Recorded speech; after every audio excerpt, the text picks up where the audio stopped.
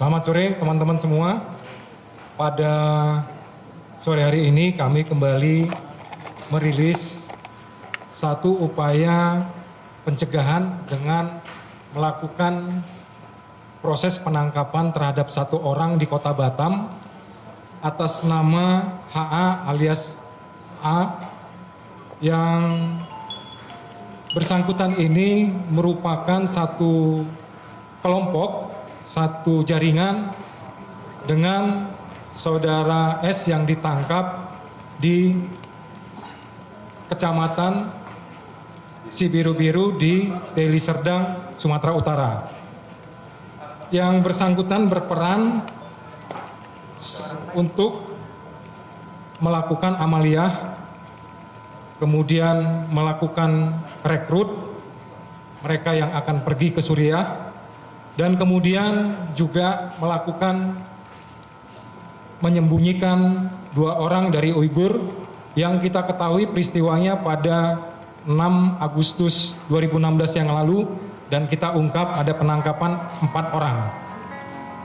Dalam kaitan ini tentu yang bersangkutan akan dilakukan satu proses penegakan hukum terhadap yang bersangkutan, dan karena ini merupakan bagian dari kelompok KGR yang ada di Batam, tentu proses akan dilakukan juga terkait dengan pasal-pasal yang 3 tadi, yaitu yang merencanakan amaliyah, melakukan rekrutan, dan kemudian menyembunyikan orang asing yang merupakan teroris juga.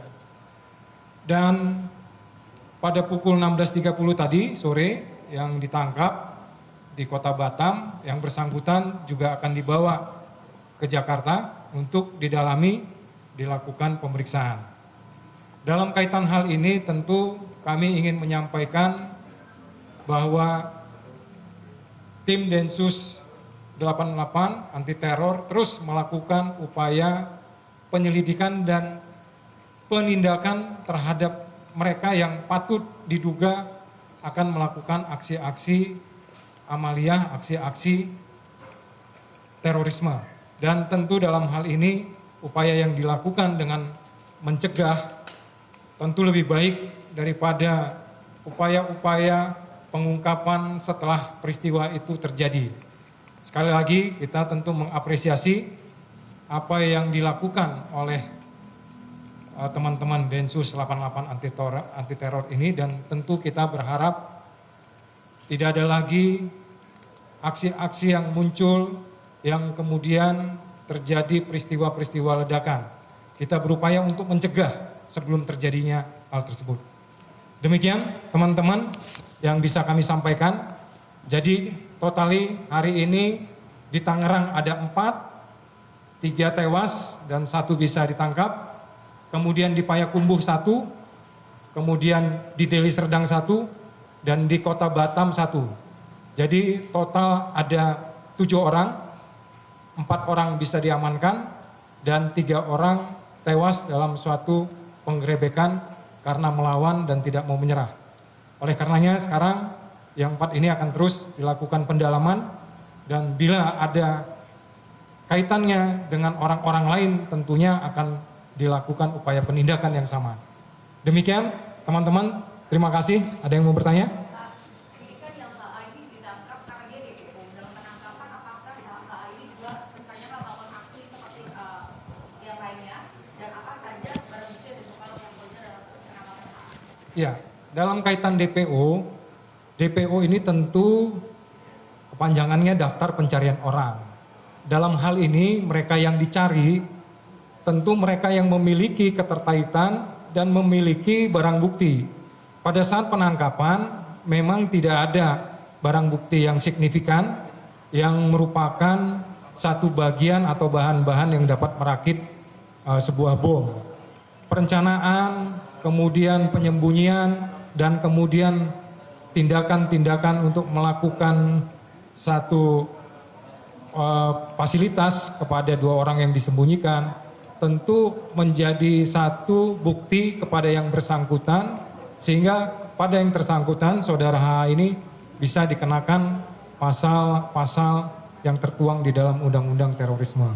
Saya kira bukti, kemudian alat-alat lain yang mendukung dugaan sangkaan terhadap yang bersangkutan, ini sudah dimiliki oleh penyidik Densus 88. Saya kira itu.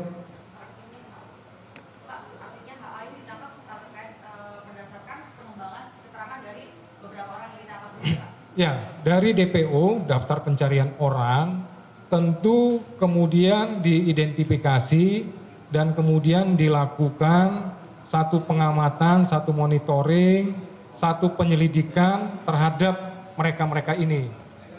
Mereka yang tercantum dalam DPO satu saat pasti akan bisa dikenai upaya paksa dengan penangkapan oleh anggota-anggota Densus 88. Jadi bagi mereka yang dalam DPO, silakan kalau mereka masuk di dalam satu komplotan, satu jaringan, kemudian tahu bahwa teman-temannya sudah ada yang tertangkap, silakan menyerahkan diri. Kita lebih mengapresiasi, menghormati, respect kepada mereka yang tahu bahwa yang bersangkutan adalah bagian dari kelompok-kelompok jaringan itu.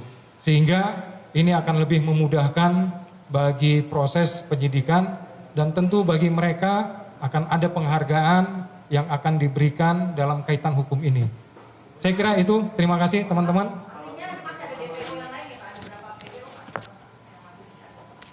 Saya kira kita tunggu saja ya. Tim ini masih bekerja.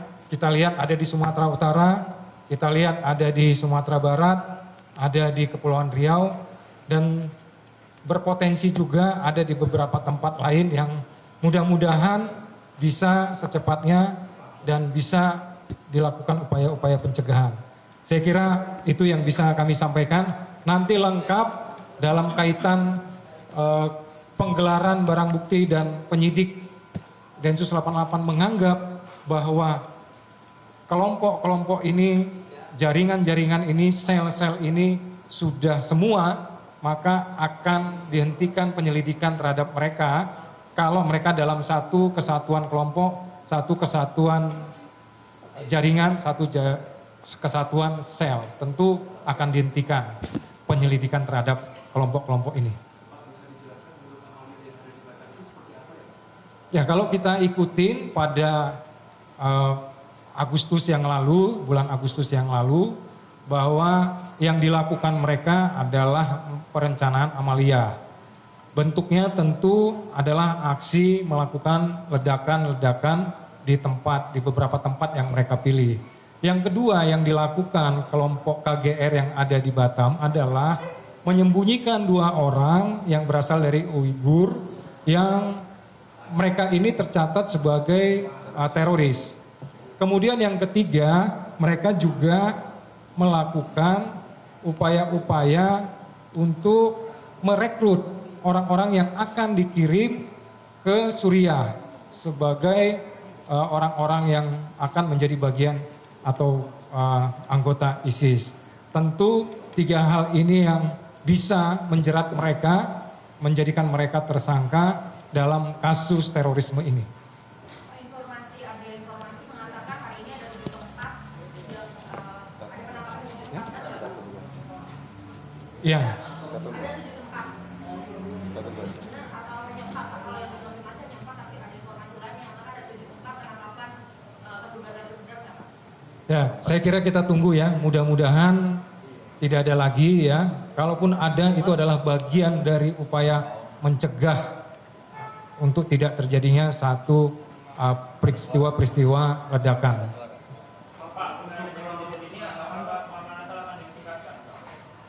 Ya, tentu kita sudah menyusun satu rencana pengamanan. Rencana pengamanan ini melibatkan 155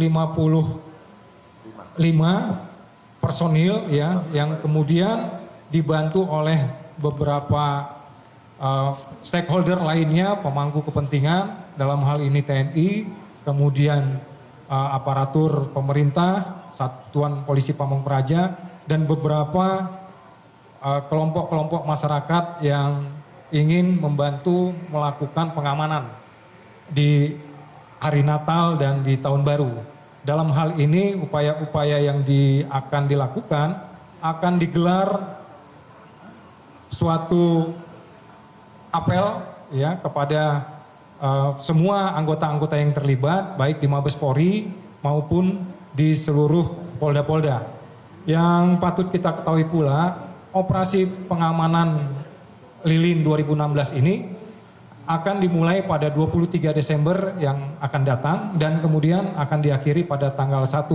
Selama 10 hari ini pusat perhatian dari aparatur keamanan khususnya Polri dan beberapa elemen masyarakat lainnya, aparatur penegak hukum, tentunya dalam hal ini bagaimana kegiatan-kegiatan selama libur, selama Natal, selama Tahun Baru itu bisa berlangsung dengan baik. Yang pada dasarnya tidak hanya kegiatan ibadah, tetapi kegiatan wisata, pergerakan orang, barang. Tentu ini juga menjadi perhatian bagi anggota Polri untuk kelancaran, untuk kenyamanan bagi mereka yang melakukannya. Yang disasar dalam pengamanan ini ada 4. Yang pertama adalah setiap orang, setiap manusia yang melakukan aktivitas dalam kaitan apakah beribadah, apakah berwisata, itu menjadi satu perhatian bagi anggota Polri untuk melakukan pengamanan. Yang kedua, sasarannya adalah lokasi-lokasi di mana mereka berada, di mana aktivitas itu ada. Yang ketiga, benda-benda yang terkait dengan kegiatan-kegiatan itu sendiri. Dan keempat, tentu sasaran pengamanan itu kegiatan yang harus kita bisa katakan dan harus kita bisa jamin ada suatu kelancaran terhadap kegiatan itu bisa berlangsung dengan baik. Jadi ada 4 perhatian utama bagi anggota Polri dalam melakukan pengamanan dan ini tentu memerlukan dukungan dari tidak hanya anggota Polri tapi yang lain juga tentu ikut memberikan dukungan terhadap hal ini.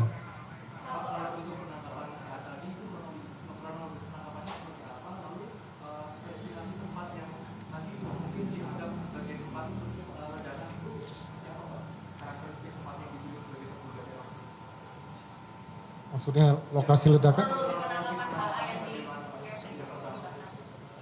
Ya, itu suatu rumah tinggal ya. Saya belum mendapat informasi yang lengkap. Apakah yang bersangkutan dengan siapa? Atau apakah dia memiliki rumah tersebut atau kontrak? Ya tentu masih di dalam satu pendalaman. Namun informasi yang kami terima dan fakta yang dapat bahwa telah ditangkap 1 orang di wilayah Kota Batam dalam kaitan dengan Safi'i yang ditangkap di Deli Serdang dan kemudian yang bersangkutan ini juga merupakan DPO dalam kasus terorisme di Batam sendiri yang kita sebut dengan kelompok KGR yang pada tanggal 5 atau 6 Agustus yang lalu telah dilakukan upaya penangkapan.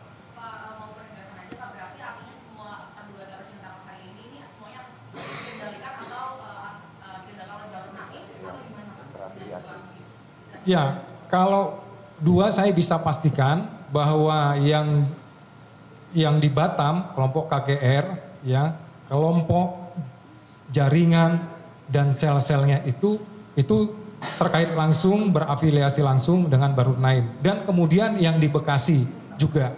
Namun informasi yang kami dapat untuk yang ditangkap di Payakumbuh ini berhubungan dengan orang yang ada di Solo yang kemudian apakah ini berhubungan langsung atau ada selnya lagi, ada kelompok jaringannya lagi, ini tentu masih akan ada pendalaman. Pak, pimpinan yang di Batam, Diki Rahmat itu kan sudah ditangkap ya Pak. Sampai dengan sekarang berapa anggota yang lainnya yang masih masuk dalam daftar pencarian orang sekarang pimpinannya sudah ditangkap, apakah ada berapa orang? Ya, kita masih mendalami tersebut ya. Tentu daftar pencarian orang itu juga menjadi data yang ada di Densus. Saya belum punya informasi yang tepat berapa jumlah DPO terkait kelompok Batam. Namun yang bisa kita pahami dalam upaya-upaya penangkapan ini adalah upaya melakukan pencegahan supaya jangan sampai korban yang lebih besar, kemudian upaya-upaya penyelesaian yang juga membutuhkan waktu, tenaga, dan pikiran. Sehingga kita ingin mengatakan bahwa upaya-upaya yang dilakukan dalam pencegahan ini tentu akan terus dilakukan oleh pihak Polri, dalam hal ini Densus 88 Anti Teror Polri. Saya kira itu cukup ya teman-teman. Terima kasih. Sementara itu, terima kasih. Selamat sore. Assalamualaikum warahmatullahi wabarakatuh. Ya, demikian tadi keterangan dari Kabag Penum Humas Polri, Kombes Pol Martinus Sitompul terkait dengan telah dilakukan penangkapan lagi pada pukul 16.30 terduga teroris di Kecamatan Sagulung, Kepulauan Riau. HA alias Abisya akan langsung dibawa ke Jakarta untuk pemeriksaan lebih lanjut. Terduga ini bergabung dengan kelompok Katiba Gonggong Rebus yang bersama-sama merencanakan kegiatan amaliyah di bawah kendali Bahrun Naim.